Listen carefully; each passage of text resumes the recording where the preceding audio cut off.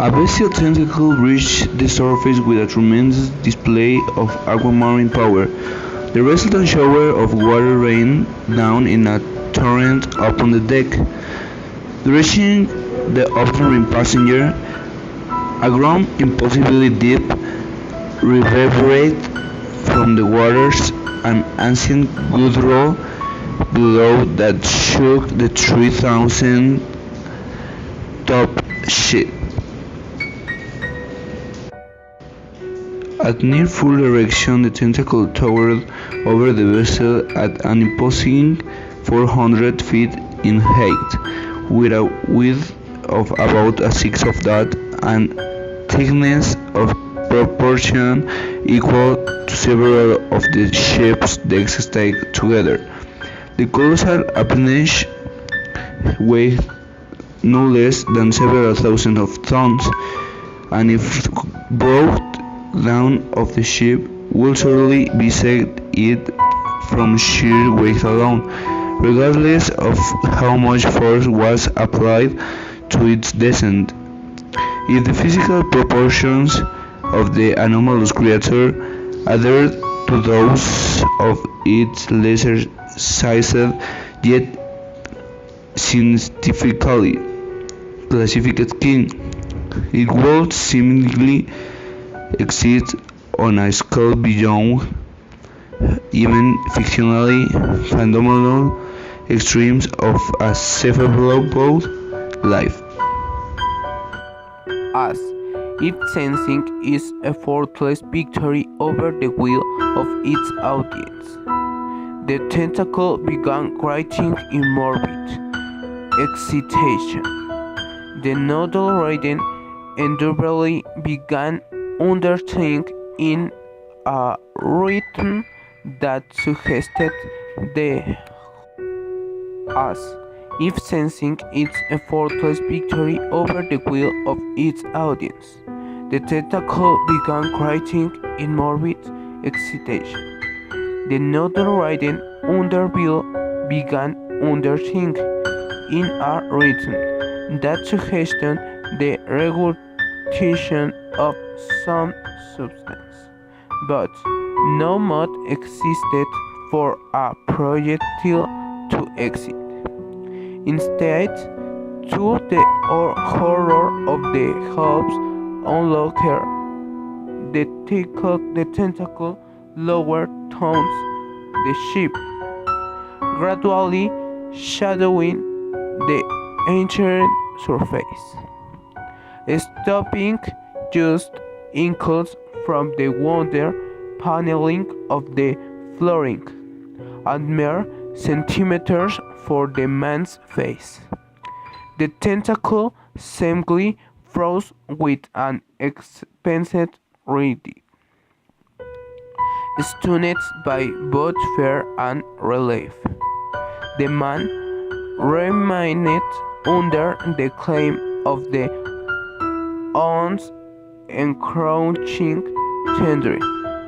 After what felt like an inaudible passage of seconds, the tentacle in a total disgusting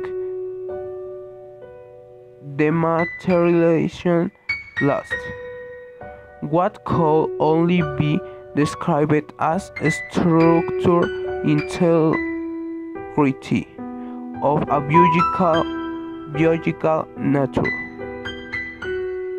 Instantaneous cellular decomposition plagues the thing, degrading its entire form with a rapidity never before seen in an animal of land or sea. It simply diffused into an almost gaseous suspension of particles before disappearing to nothingness by wave-borne winds and estimated weight of thousands of tons evaporating into ether by divine intervention or some inexplicable inexplicable agent of physiological psychological deconstruction. Through the partial transparency of the water, he winced an enormous fog detached from the solid foam. After a few more seconds of diminishment, the water were completely clean and brought the breaking head. Speculation.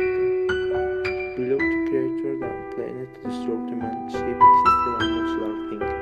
A ground horror that did not even care to abide by general automatic farmer work. A mass of absurdly large limbs, features, and expressive tangents of body that seemed to only serve a lethal purpose buried below.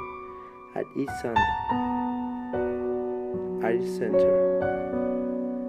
which snapped a diameter around the versal of comparative ratio to the earth set in the center of the sun, sat an combed in a cavity of abyssal darkness. The pupil, a red sun of dismal focus, gleamed with depth of the water, yet did not cause it to boil. A hatchet transcending to one star buried on ocean and higher. Whether he came to the conclusion of his own cognition of the elucidation of that possible entity. It is not central, he concluded that his good was the true procedure of all earth's life. Most academics have been the progenitor to thousand life forms, based by decimal recognition that the man surrendered to the sovereignty of the god, as resistance was even an option. As unconsciousness dawned hilarious to himself, when a final enemy became apparent to him. The first third, the mammoth's octopus-like thing that were a longer apparition, was probably the prey to the abysmal abomination beneath it. A foe that could rival a conglomerate of noble fleets, mere food, a much more sinister entity.